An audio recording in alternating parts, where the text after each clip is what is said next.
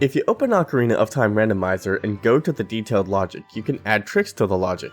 Anything in logic might be required to progress, and anything not added will not be necessary. And if you filter for Shadow Temple, these are what pop up. But how do we do these tricks? Well, I'm glad I asked. Hi, I'm Lily247 and I'll be your guest narrator for this video. Before we begin, I want to note that dry rolling is a technique that involves holding target and pressing A with a neutral joystick. Side hopping or backflipping beforehand will change what direction Link rolls in. Now, let's get started by actually entering the temple.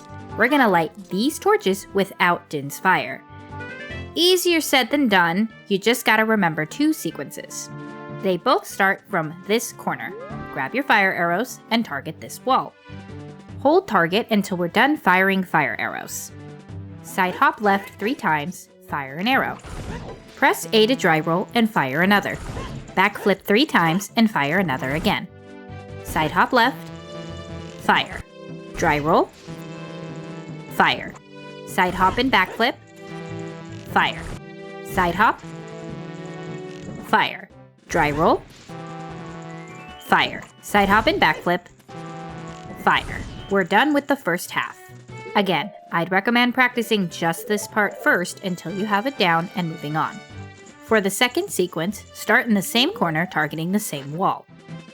I wish it was as easy as doing the same thing we just did, but that doesn't light all the torches we need to light. Side hop 3 times, fire.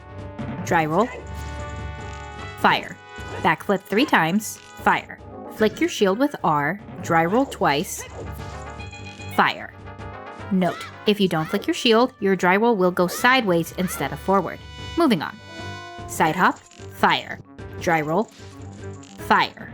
Side hop right, then back to the left, then dry roll, fire. Side hop, fire. Dry roll, fire. Backflip twice, fire. Side hop, fire. Now, only 2 torches should be left. Shoot them with fire arrows and watch the door open. You'll need 22 arrows and a full magic meter if you don't have extended magic. If you need supplies, try the bushes near the graveyard entrance.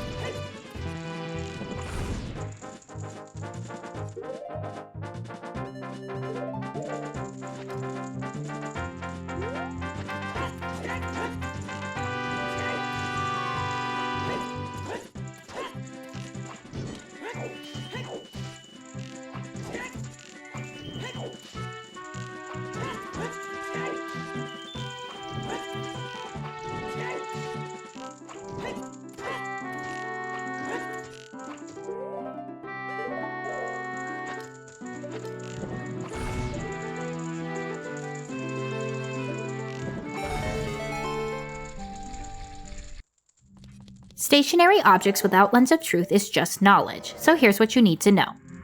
This first wall is fake, but we all knew that. You can walk through this space in the corner. In the room just beyond, there's a secret corridor on the right side. If you're coming out of that secret corridor, turn right and know the wall between these 2 pots are fake. In the next corridor, the wall in the corner next to this pot is fake. Here's a simplified overhead map of the path we just took.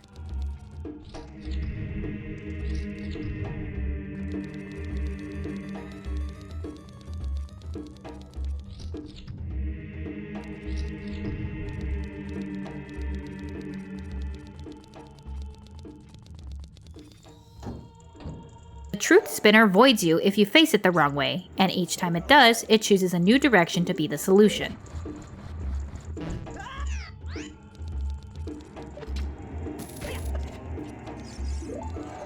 Let's outsmart the system. Grab the spinner as close to the outside of the circle as you can and pull. Let go of all buttons and the joystick while pulling. When Link's done, side hop away from the spinner and you should land safely. Repeat until you find the right skull.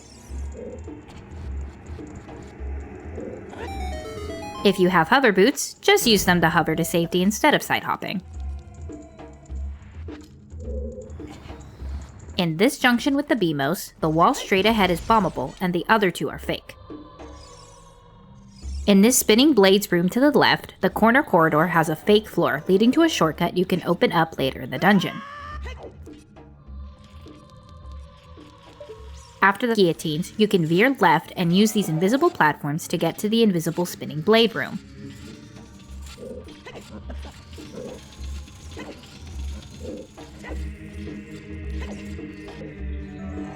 Behind the gate of this room is an invisible chest you need to know about for this trick.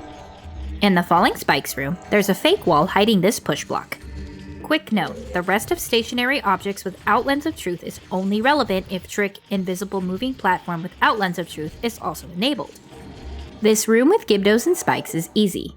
Wearing either hover boots or Goron tunic can help avoid damage, and if you know where the invisible hookshot targets are on the walls and ceiling, you'll be able to collect all the silver rupees.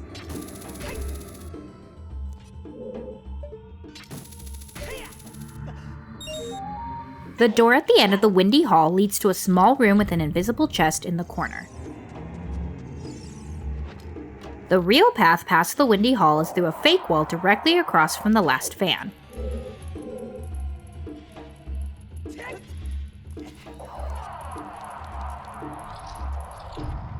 This next room has an invisible chest underneath this corner that can be blasted away with explosives.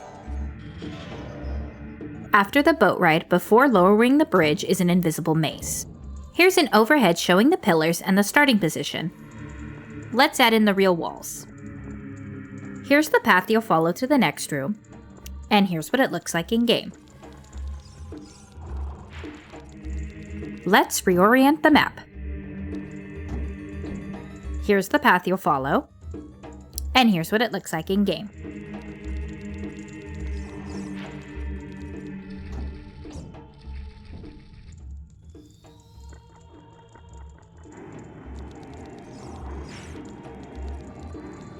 The room behind the third door has an invisible floor master you can defeat for a chest.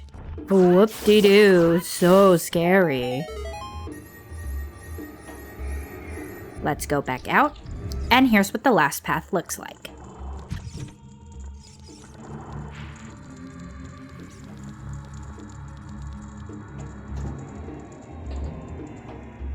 The room before the boss has invisible platforms with a funky layout. We're just gonna breeze by it with hover boots. Walk straight until the hover effect disappears. Then briefly hold up left to adjust your angle and hold up again. You should either fall and grab a ledge or safely walk on. Either way, from there, you're free to go straight to the boss door. Invisible moving platform without Lens of Truth is all about this area of the huge pit room. The first platform doesn't move, so get on, turn around, and walk backwards. Link will grab the edge when you reach it. Climb back up, target, and hold right to do the same thing.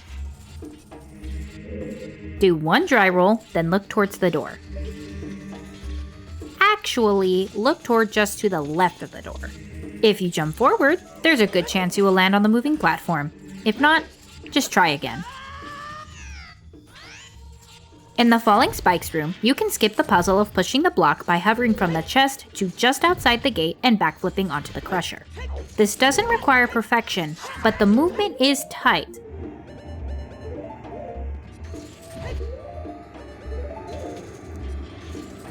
Come into this corner and backflip.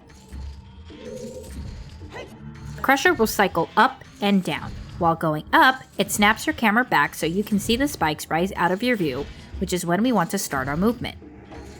Hop left, dry roll and retarget, hop right twice. During the second right hop, release target and hold shield and right so you'll immediately crouch aiming towards the wall. Crouch stab the wall twice, hop left, and pause to switch to hover boots. Unpause and keep holding target and left. You want to backflip and pause as soon as you get past the gate. Equip Kokiri boots. The sooner the equip is, the better, as it helps with momentum. If all went well, you'll land on the crusher. The same room has a gold scotola we can get using hover boots. You can simply slash the Skulltula or even jump slash it through the other side of the wall. However, the token is too high to collect by backflipping. We'll have to backwalk off the crusher to straighten our angle. Don't walk off while it's moving or at the bottom, or you'll fall off and have to do the previous trick again. With this angle secured, we'll need to get in front of the chain, then backwalk so the chain pushes us left, then backwalk off. Crouch stab to bring your sword out. Turn 90 degrees right. Thrust your sword and hold shield during the thrust. Then turn back to the left. With the crusher at the top of the cycle, jump slash and hold shield. If Link didn't recoil from hitting the chain, something went wrong. If everything's good, crouch stab to hit the chain while the crusher is still.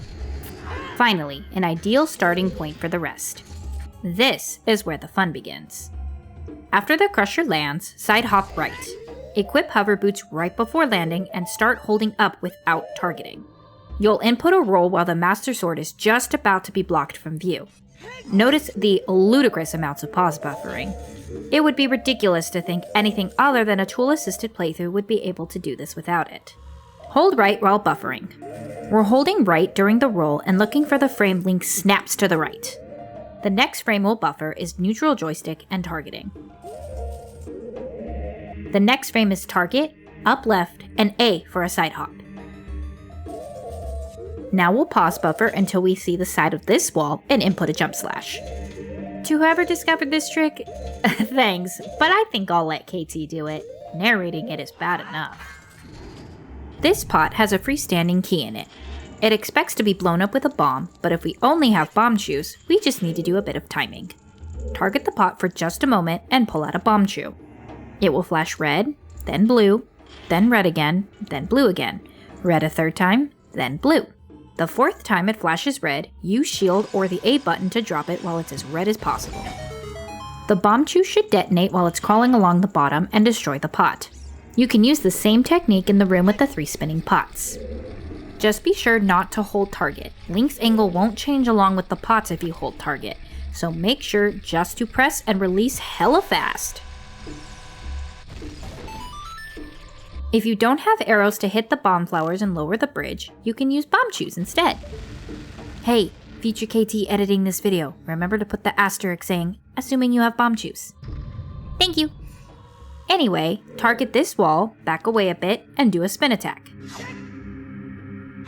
Hold shield while spinning to maintain the final angle. Hold target and move yourself to this corner and drop a Bombchu as fast as you can.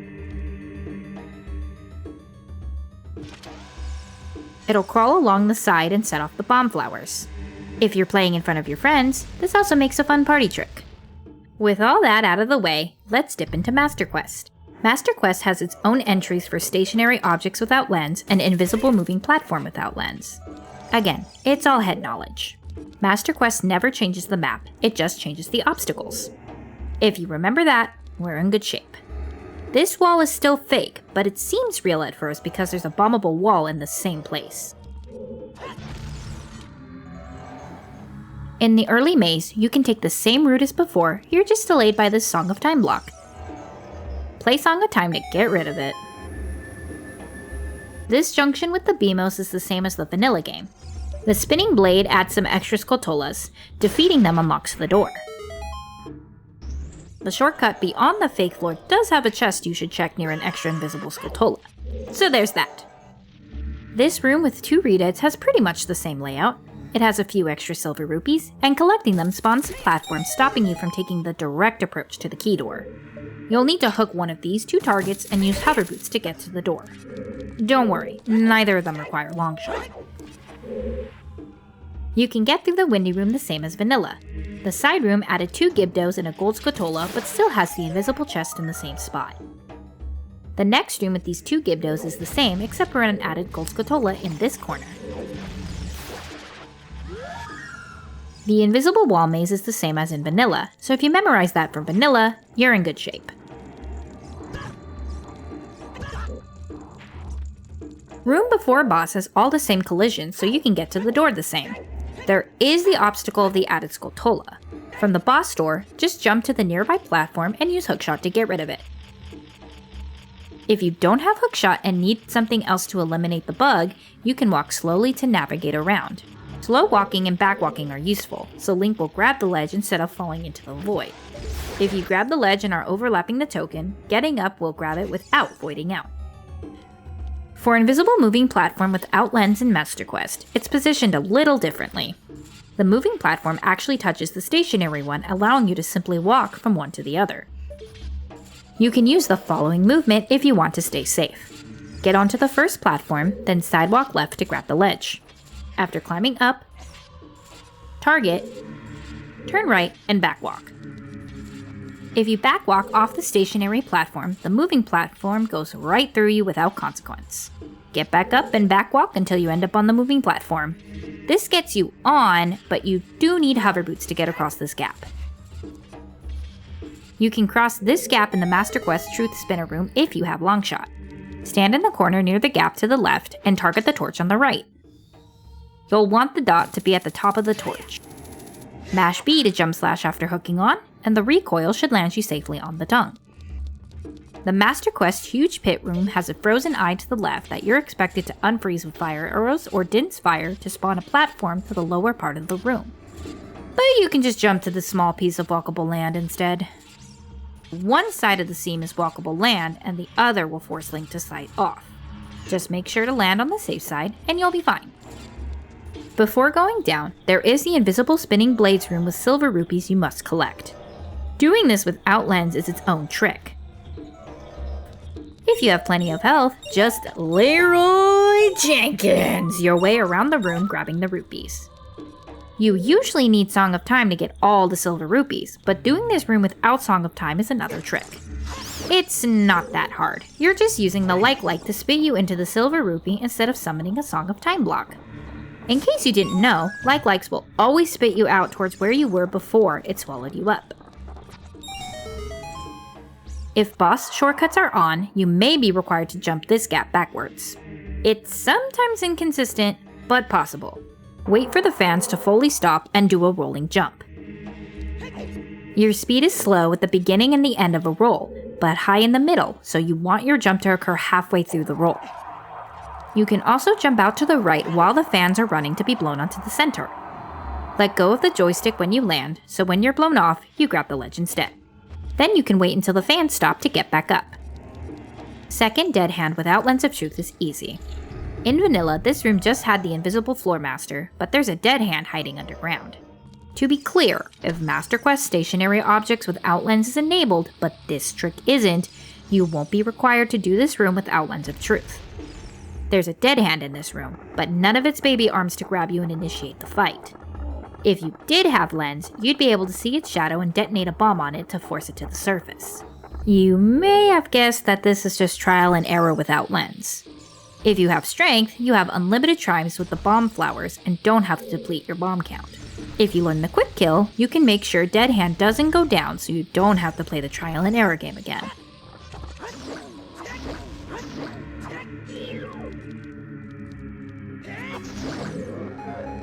This Skotola after the boat is its own trick if you're obtaining it without Hookshot. Getting it involves avoiding, which puts you back at the last door you went through, so make sure that door is after the boat ride. Din's Fire, bow, or throwing a nearby pot can kill the gold-plated pest. For throwing the pot, target this weird geometry and hold up left lightly until Link is free. Then, aim as straight towards this pot as you can. It's not that strict. Target and walk up to it. Center Link with it, then pick up, take a step forward, and throw. It's like making sure you're in the pot's original spot before you toss. If the bridge is already down, you can't throw the pot, but you can drop the pot on it by jumping over it and shielding midair. For jumping and dropping the pot, hold the pot around this area and find the alignment where this corner of the pot is kind of aligned with this seam, and Link is facing the halfway point of this seam. Hold target, jump off, and shield in midair to drop the pot. The pots respawn if you leave and come back, so you have unlimited tries. After killing the gold Scully, backflipping away from this wall puts you in line to walk off the edge and collect it. Bongo Bongo without Lens of Truth is rather easy. After hitting the hands, aim between them and wait for them to get rather close. then shoot either an arrow or hookshot. You can even unleash a spin attack to hit the eye and stun him. Last up is Bongo Bongo without projectiles. You can use precise slashes or quick spins to stun the hands as they try to attack you. Spin attack the approaching eye and wail on it. The only thing to worry about is a game over, but that's not a concern for someone of your legendary status. And that's every trick for Shadow Temple. Next time we'll cover Spirit Temple. If that video is already live, there will be a link on screen and in the description.